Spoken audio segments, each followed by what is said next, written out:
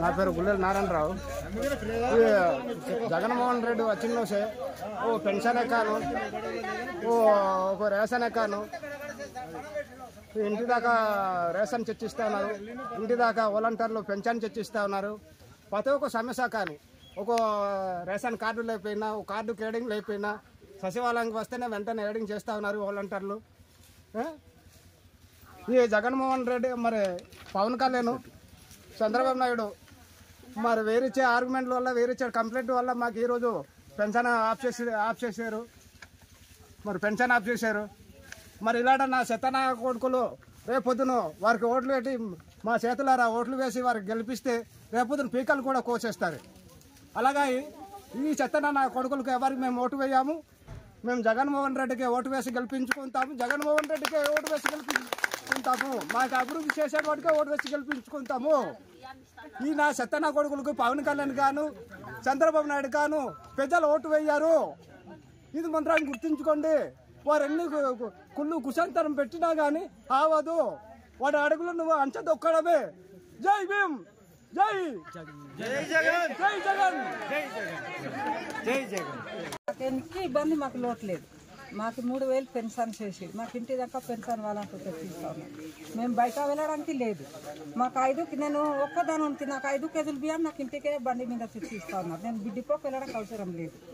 నాకు ప్రతి దానికి నా మనమ కూడా అదిగా వచ్చి నడవాడికి 10,000 నెలకు పెన్షన్ ఇస్తున్నాడు. మాకు అన్నీ అభివృద్ధి. నాకు కూడా 3 గెలిచి నుండి 18,000 3 సంవత్సరం. ఈ సంవత్సరం ఇంకా నాకు వేస్తున్నాడు. మరి ఇస్తాడో లేదో మాకు తెలియదు. 3 సంవత్సరం నా 18,000 నాకు కూడా ఆ డబ్బులు ఏమైనా వద్దరమని బతుకుతాను లేదు కాదన్నా నేను. వాడు చేసిన మంచి మేము మర్యాం. ఆ చంద్రబాబు నాయుడు పవన్ కళ్యాణ్ మధ్యపడి ప్రజలకు ఇబ్బంది పెడితే బాగుండదు. మేము ఒప్పుకోము కూడా. మాకు జగన్ అనే కావాలి. వాడే గెలియావాలి, వాడే మాకు రావాలి. మాకు ఈ వాడే గెలిచి మాకు అన్ని పరిపాలన చేస్తామని మంచిగా వాడే మాకు ఉండాలని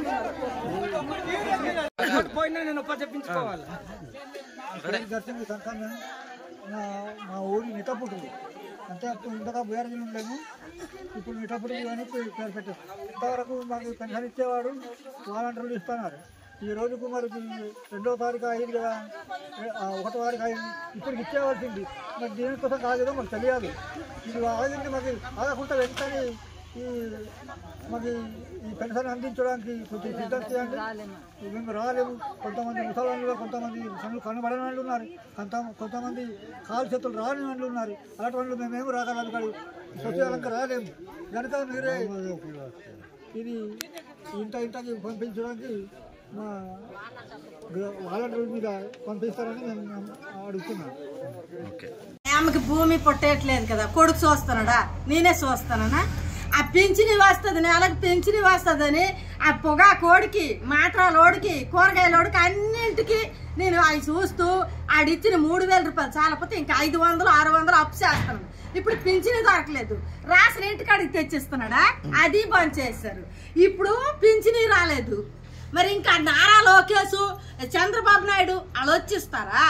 లేకపోతే ఇప్పుడు మా ముసలి దానికి పట్టుకొని కానీ ముష్టి అడుక్కోవాలరా? అన్న కొడుకులు యానా కొడుకు ఈ రకం చేస్తున్నాడు. దానికి సచివాలయం చెప్పాడు చంద్రబాబు. సచివాలయంకి వెళ్ళడానికి ఇప్పుడు సచిన్ దానికి ఎత్తుకొని వెళ్తాను నేనా వెళ్ళిపోతానా?